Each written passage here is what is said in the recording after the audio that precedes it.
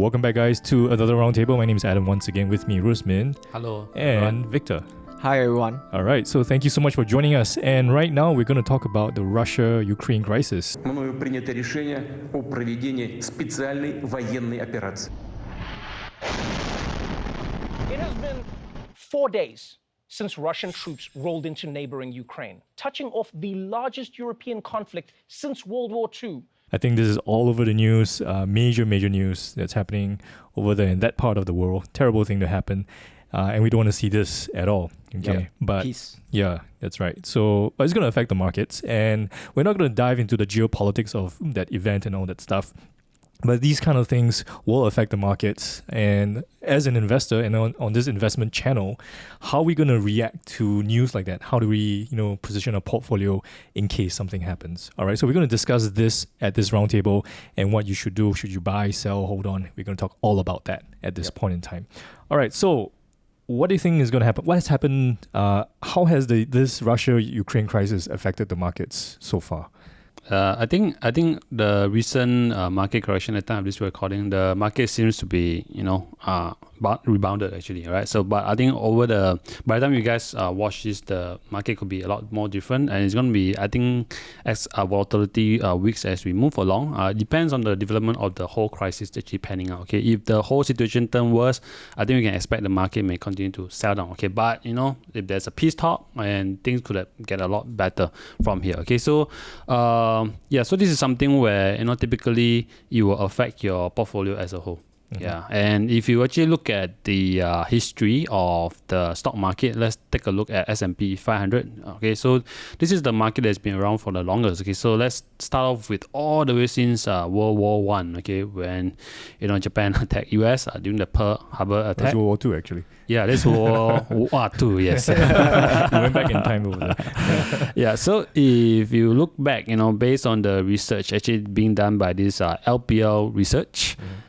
And this research, basically, they actually aggregate all the major geopolitical events from Pearl Harbor attack to North Korea invade South Korea to all the way to the September 11 crisis, and of course the US pulling out of Afghanistan, the last incident that we faced last year in 2021. Okay, so based on their research, I think they basically look at the total drawdowns from all these geopolitical events, and they have calculated an average drawdown of around 4.6% from the peak. Okay, and it takes about 20 days for the trading days to actually reach the bottom.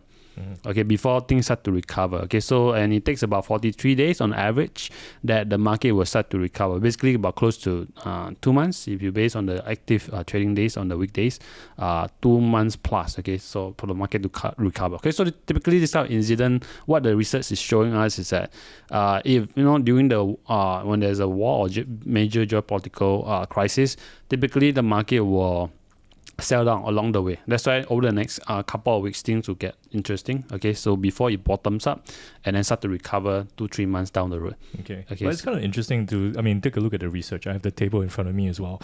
Is that whenever we hear about all these kind of news, it's almost like there's a kind of like an end of the world feel. Yep. Yes. Sometimes, not all events, but it's a major thing. It's a crisis. But if you look at the data, the markets don't really seem to crash quite a bit. Pearl Harbor was a major one because there's World War II. Yeah. But everything that we see over here doesn't really crash the market. Yep. So some events are more serious than others, right? So Pearl Harbor attack is one of them, and North Korea invaded South Korea. I think it depends on the war, the severity of the war, right? If a lot of casualties and things get worse and may start to affect the economy as a whole. Okay, and this time around we are talking about Russia and Ukraine war. Okay, and we are talking about a big country where we got a lot of nuclear powers, probably one of the largest, in terms of nuclear arsenal. All right, but we don't know what is the exact number here. But based on Statista, Russia is actually leading. They have the most nuclear weapons. Nuclear weapon. Okay, but but I hope it never goes to that. It never goes to that, right? Because when that happens, we have never seen anything that in our history before. There's a famous Einstein quote, right? He has no idea how World War III will be fought, but World War IV will be fought with sticks and stones. Oh yeah, it's a famous quote. So we never want to get to that point, but I mean, this data is based on the U.S. markets. Yes. So if it directly affects, the geopolitical event affects the U.S. itself, you will see more of a drawdown. Yeah. Yeah, but I mean, if it doesn't really affect the U.S., the market just kind of seems to go on as per normal, almost. Yeah. So typically in this type of crisis, and anything dealing with major political countries, power like U.S., things can get messy. If they don't manage it well. Yeah. Okay. So actually, I also went to pull some data myself. I look at the Gulf War, the Afghanistan War, the Iraq War, and the Ukraine. In 2014, actually, Russia also tried to invade Ukraine at the point of time, right? So since then, right, when they hit the trough, right, the next 5 years, right, the US market actually went up from 55% all the way to as high as 100%, right, for the next 5 years. So actually, most of the time, all this war, as an investor, I think most of the time, what this data is trying to tell you is that all these wars are short-lived most of the time, right? Eventually, I think we hope that they can negotiate it through and then don't go into much serious thing, right? But over a long-term period, the stock market will still perform despite of all this war. Right? Okay. Yeah. So if I look at the two major war in our whole history, World War I and World War II, I think despite these two wars that caused a lot of people to die, the U.S. stock market still gone up in general over the years, right? So, but of course, it will take longer time to recover when it comes to a major war. Okay. Yeah. So I think at the end of the day, we must always remember, go back to the fundamentals, that investing is sort of like an emotional game, right?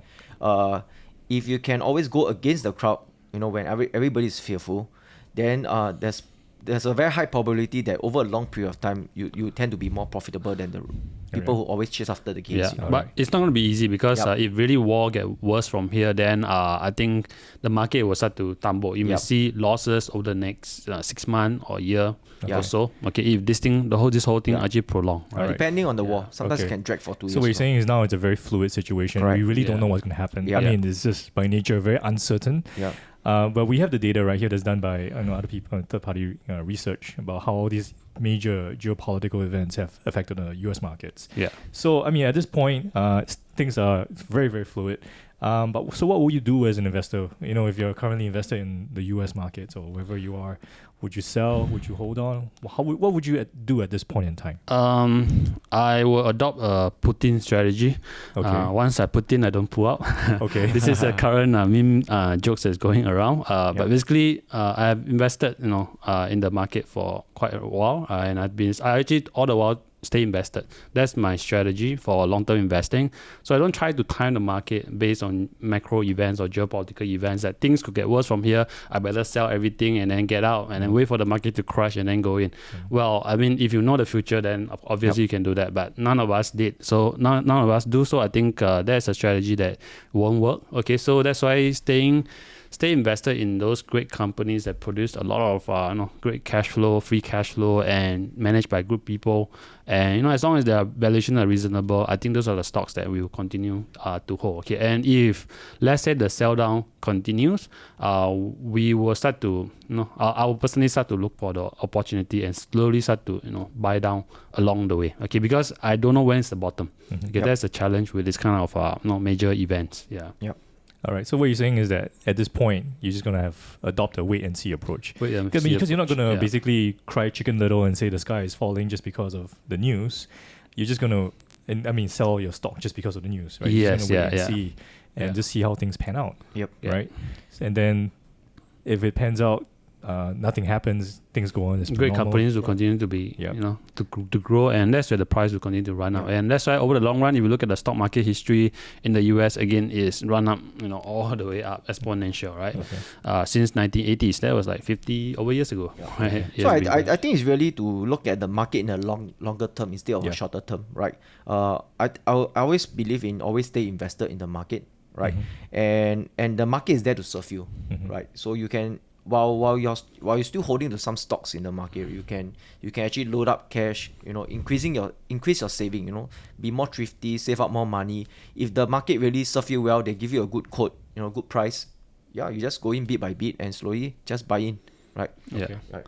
even for Hang Seng Index, I think over the years also, since 1992 to today, it has gone up. Okay, it has almost 5 times. Okay, the index itself, excluding the dividends. Okay, because Hang Seng is a place where there are a lot of dividend stocks. Okay, same thing for Singapore. Singapore, I think, has doubled actually over the last 30, almost 40 years actually. Yeah, 30 years. Yeah. So that is something where it didn't really perform quite well actually, but good for dividends. It's a place for dividend stocks. Yeah. Okay. So you're saying over a long-term perspective, markets tend to rise because of economy is doing well, inflation, economic growth and all that stuff, and not to panic when these things happen. I mean, take a rational point of view and basically take a step back and kind of just make a very sound decision. I think it's exactly like what Warren Buffett trying to say, don't bet against America. Right? You always say this quote, don't bet against America. But I think he's talking about the economy, not the war machine though. But no, what he's trying to say is that, over a long period of time, the S&P 500 will still be on the uptrend. So as an investor, I think it's prudent to stay focused on the process rather than being affected by all the noises, okay? Because it's very difficult to make decisions from all these macro events, okay? So what you can do, what is within the control is continue to finding a process so they are able to find better companies, they are able to produce more cash flow, better earnings in times to come. So back to the fundamentals all over again. So when will you actually start to take action in this current climate? How would you know when it's time to buy? Actually, before the Ukraine, this war crisis, a lot of market have actually been coming down, especially in the China. I think Hong Kong, we have seen Chinese tech actually have crashed.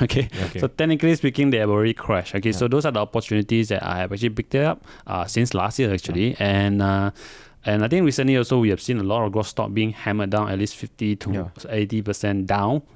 So those are areas where increasingly I'm also looking at it. But you have to cherry pick some of the better ones that are with better financial rather than empty talk with a lot of dreams, and negative profit or negative cash flow. Those are the companies that I will actually avoid. So but for those good ones, I think if the valuations are right, I think can start to actually invest. So those that I have already have a position, and if the selling continues, I will continue to pick it up along the way. Like I said, the deployment is going to be in tranches rather than at one shot. Trying to time the lowest. That is not the strategy. I think we should do a roundtable on the trenches and that strategy that we use again, because I think some people have a question of how do you invest during a market crash? Do you go in all in at one time, or do you space it out? So we're going to cover that pretty soon as well. So I think it boils down back to the fundamentals about when you should invest. Valuations matter as well. Regardless of the the event that's causing the markets to move. Still goes back to the fundamentals. Of how you should react. And also important to stay diversified, right? So you don't want to bet all your stock in one single stock, right? So I don't know, Russian market have actually crashed, because of all the sanction and all that. So it's not going to be good for them. But if you are opportunities, you're confident in the Russia future, that's the place where you can look at. You can just buy a small stake. Even though it doesn't do well, you over a long period. I personally don't invest in Russia, so no for those who are interested, but my take is because some people will be looking in the Russian markets, right? So my take is that don't go like all in and saying, it's very cheap and you go on. It's just and it has to be within your circle of competence, just within a small percentage. If those who want to go, then if it didn't do well, after all, it's just a small percentage of your portfolio, right? But I usually invest within my circle of competence. If it's too far, what Victor say, probably with the smallest. Correct. Because I bet there's some people who sees this as an opportunity, right? But then my take is don't take that much risk. All right, so I think that's a pretty good wrap up of the situation. I mean, this is a terrible thing that happened. No one ever wants to have war. And this crisis is something that's happening right now. So if you're scared or wondering what to do with your portfolio as an investor right now, and maybe you're really anxious about this, I hope this roundtable really helped you out and just try to pull you back a little bit, keep things in a long-term perspective, and then just keep calm and invest. And I hope there will be peace. I don't even want to. Soon, so we don't want things like that to happen. So I hope this one really helped you out. So I think just sit tight and just watch and see what happens. And hopefully things will turn out all right. So once again, my name is Adam. That is Rusmin. Thank you. This is Victor. Thank you so much for watching. We hope this roundtable really helped you out. So if you like it, please hit the like button. Let us know we're doing a great job. Subscribe to our channel. Many more roundtables coming up again. And of course, any questions you want to ask, put them in the comment section and we'll have a conversation with you as well. So once again, thank you for watching and we'll see you around again.